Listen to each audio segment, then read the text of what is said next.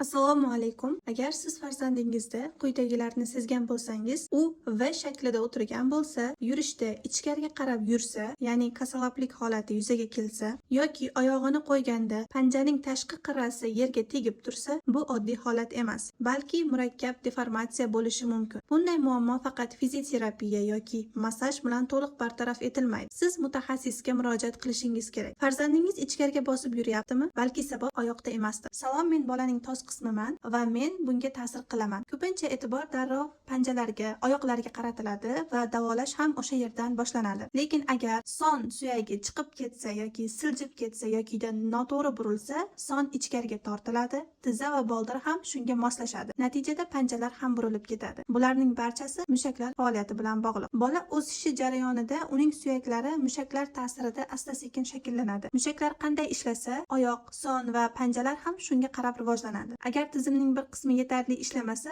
butun tizim sekinlashadi va bu zaif bo'g'in tamoyili. Zaif joy boshqalarni ham ortga tortadi. Shuning uchun kasaloblik bu faqat panja muammosi emas, bu 3 ta segmentga tegishli oyoq panjasi, boldir va son. Agar siz bunday holatni sezsangiz, shunchaki kuzatib turib o'tirmang, faol choralarni ko'ring. Sizda Hindistondan kelgan professor Dr. Pradip Singh qabuliga yozilish imkoniyati bor. U sizga bu deformatsiyadan xalos bo'lishga yordam beradi va farzandingiz yana erkin va to'g'ri yurishni boshlaydi.